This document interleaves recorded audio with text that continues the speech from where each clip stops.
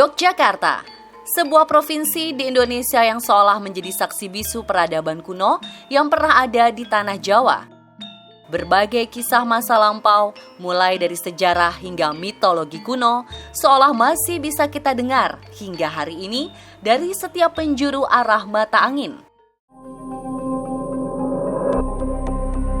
Salah satunya adalah kisah tentang sebuah gua yang menjadi lokasi terjadinya pertempuran dalam kisah pewayangan antara Sugriwa dan Subali, sosok sakti yang memiliki rupa kera melawan siluman sapi dan kerbau raksasa bernama Lembu Suro dan Maesa Suro.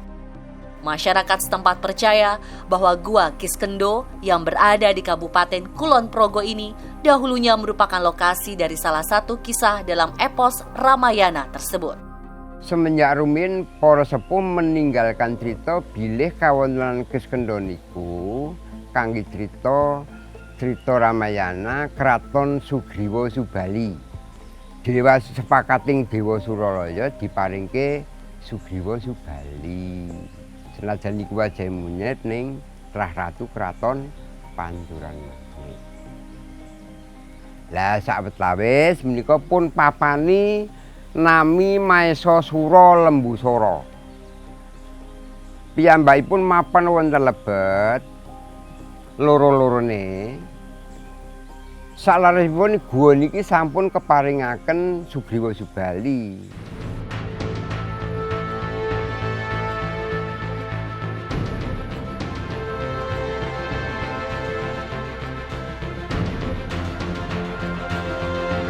Tidak hanya karena mitologi pewayangan kuno yang konon terjadi di gua ini, kami juga mendapat kisah lain dari warga setempat bahwa gua yang telah ditemukan sekitar 2 abad lalu ini merupakan tempat orang-orang terdahulu untuk bertapa dan menenangkan batin.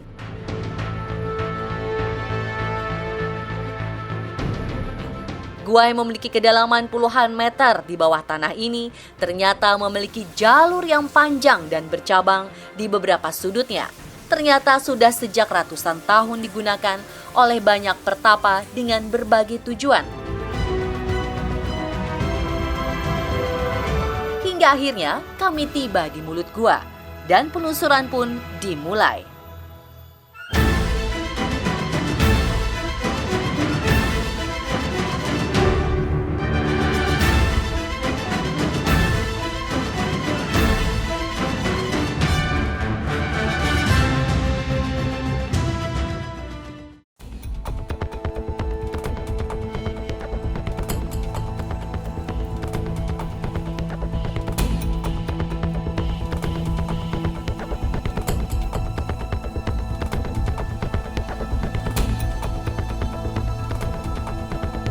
Ternyata gua ini memiliki jalur panjang dengan banyak lokasi yang sering dijadikan titik pertapaan di masa lalu. Dan kami pun tiba di lokasi pertama. Nah, ini juga salah satu lokasi, Om ya? Ya. Nah, ini yang disebut dengan pertapaan Ledek, Mas. Ledek, yang artinya adalah? Ya, Ledek itu seperti seni pertunjukan. Atau beliau-beliau di sini yang melakukan bertafakur atau bertapa itu untuk tujuan-tujuan yang bersifat entertain. Jadi bekerja di bidang entertain. Jadi seperti kalau Ledek itu ada yang penari, penyanyi, kemudian seni-seni tradisional seperti ada dalang itu juga datang ke sini, pesinden itu sini juga. Ya. Ini agak basah ya, Om ya? Iya. Dan di sini ini ada seperti warna-warna kuning ini, Mas Bimo.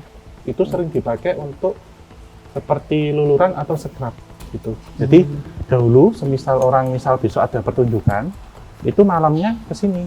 Nanti pakai lurur-lururnya itu dipakai di kulit gitu. Jadi nanti biar memancarkan aura pengasihan ataupun membuka aura gitu dan memberikan keberuntungan atau pas saat dilihat orang itu nanti bisa menyenangkan, jadi good looking gitu. Jadi seperti ini Mas Bimo kalau duduk. Nah, bertapa.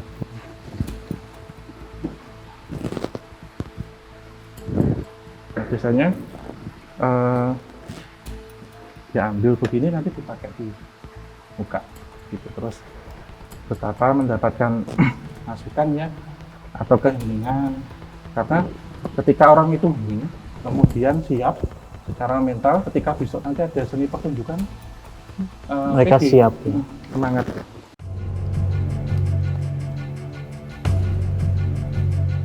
Kami kemudian melanjutkan perjalanan ke lokasi pertapaan lain di dalam gua.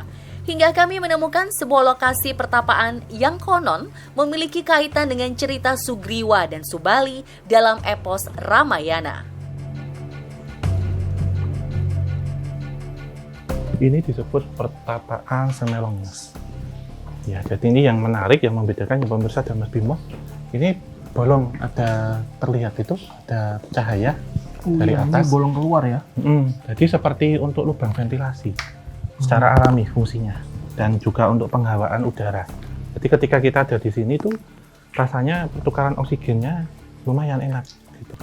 Ya salah satu cerita epos di sini ketika waktu itu Subali dianggap sudah meninggal, tapi ternyata masih hidup, dan dengan ajiannya waktu itu yaitu Pancasona ingin keluar menjebol ini. Tetapi kalau secara kajian geologi ini dulu runtuh ceritanya. Ya, karena kalau kita lihat kan ini batuan-batuan mineral yang dari atas. Beda ya sama yang di dalam. Iya, ini kan terjatuhnya kan secara bobot itu langsung semuanya, Mas Bimo.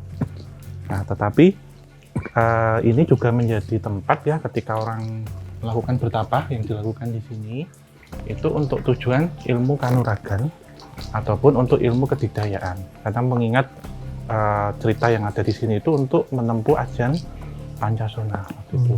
Dan Itu ini untuk masuk ke air perut basah bumi. ya, kita kayak kehujanan di sini Om ya. Iya, karena alirannya sangat keras, sangat kencang. Tetesannya banyak Ya, ada di sekali. sini. Sehingga bisa dibayangkan ketika turun hujan, pernah ada orang yang melakukan bertapa di sini itu langsung terguyur air dari atas. Jadi memang secara fisik harus ditempa. Karena bisa kita lihat ketika orang itu berhasil dalam melakukan pertapaan itu bisa keluar lewat sini ke atas. Dengan ilmu seperti meringankan tubuh ya kalau zaman dulu. Kami terus menelusuri jalur gelap yang berada di Gua Kiskendo dan mencoba melakukan napak tilas berdasarkan kisah Sugriwa Subali di setiap bagian gua. Hingga kami tiba di salah satu sudut gua yang memiliki kontur tanah cukup unik. Jika dilihat, bagian lantai gua ini tertutup lapisan tanah yang menyerupai kotoran sapi. Dan konon, tempat inilah yang menjadi tempat tinggal Lembu Suro dan Maesasuro saat menempati Gua Kiskendo. Ketika orang kesini itu mendapatkan seperti wisik ya, bisa lewat firasat ataupun mimpi, itu melakukan tetirah, kemudian mengambil beberapa tanah sedikit gitu, nanti ditaruh di peternakannya. Tapi peternakan di sini tidak semuanya tentang sapi, lembu ataupun kerbau, tapi juga bisa peternakan ayam ataupun kambing gitu. Jadi semuanya. Dan biasanya nanti ada yang menaruhnya itu di hewan ternak, dicampur dengan pakan ternak, dilemparkan di peternakannya, atau ambil sedikit simbolik nanti diusapkan di hewan ternakannya. Jadi akan melahirkan bibit unggul, kemudian hasil daging yang melimpah ataupun hasil susu gitu, telur itu bisa semua secara izin atas Tuhan Yang Maha Kuasa. Jadi ini semuanya hanya sebagai media untuk mengirimkan itu. Perjalanan pun dilanjutkan. Kami terus menyusuri cekungan demi cekungan gua yang memiliki panjang hingga 1,5 kilometer di perut bumi Bukit Menoreh.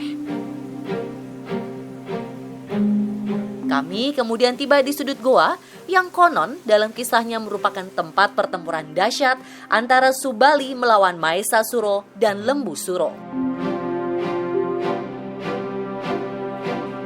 Ini seperti aula kalau dilihat ya. Ya, seperti hall mini ya.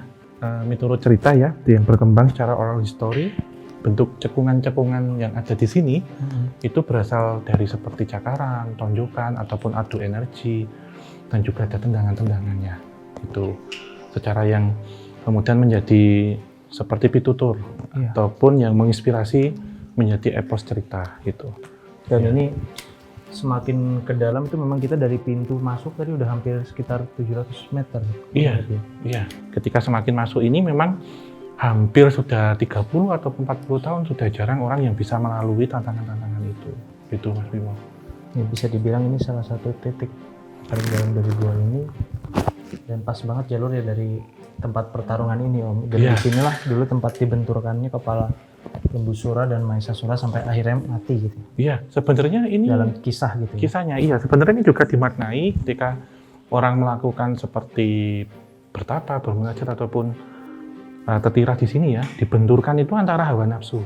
Jika kita maknai antara yang baik dan yang positif itu dibenturkan memang. Jadi dari benturan itu kalau kita kuat, hawa nafsu kita bisa kendalikan, kita bisa melalui semedi ataupun bertapa yang ada di sini sehingga mencapai apa yang kita inginkan. Namun jika kita kalah dengan hawa nafsu, kita akan selesai dan kita harus segera keluar. Kisah terus berlanjut, hingga akhirnya kami tiba di bagian terdalam Gua Kiskendo. Untuk memasuki bagian ini, kami harus sedikit berjalan jongkok. Dan saat tiba di dalamnya, suasana yang terasa sungguh berbeda. Udara semakin pengap, dan seolah sisi gua ini terisolir dari bagian gua lainnya. Pertapaan Selumbung. Iya, Apa yang bisa Om Hao sampaikan di tempat ini? ya ini tentunya salah satu tempat yang terdalam dan pemanaan dari nama Selumbung atau lumbung itu multitafsir juga. Salah satunya sebagai lumbung pangan. Jadi berkaitan dengan pangan sandang papan ketika orang menjalani kehidupan saat mendapatkan masalah ataupun musibah, itu bermunajatnya di sini, Mas Bimo dan pemirsa. Satu contohnya. Terus kemudian tempat ini yang ceruk ini yang salah satunya yang paling sering itu dipakai untuk bertapa ataupun bersemedi. Itu dan ada juga makna dari selumbung itu seperti lambung juga. Jadi kalau kita lihat ya dari perjalanan kita ini walaupun belum semuanya ke titik-titiknya, tapi seperti kita masuk ke dalam organ tubuh manusia. Dari paling depan mulut, kemudian kerongkongan tadi yang bercabang itu seperti paru-paru, kemudian jantungnya tadi yang kita masuk sebelah sana yang sebelum ini nanti baru kita masuk ke lambungnya atau waduk ya. Kalau dalam pencernaan terus nanti akan diteruskan ke yang lebih dalam lagi atau di tempat pembuangan. Sehingga ini makna seperti halnya ketika kita ingin menyampai kemuliaan itu tentunya harus ada urutan-urutannya. Jadi mulai dari olah pikir, olah rasa, olah batin, kemudian untuk mengisi perut dan yang ke bawah seterusnya gitu. Ataupun nafsu duniawi. Sehingga orang dahulu ketika menjalankan satu pertapaan itu mengikuti tata cara itu dari awal sampai akhir. Jadi tahu sejatinya ilmu kehidupan itu seperti apa. Dan pemirsa, itulah hasil penelusuran kami di Gua Kiskendo. Sebuah gua yang konon menjadi saksi bisu dari pertarungan para raksasa dalam mitologi pewayangan Jawa. Kesunyian dan gelapnya gua di perut bumi Bukit Menoreh ini benar-benar menempa dan melatih batin siapapun yang menyambanginya untuk bisa menemukan jati diri.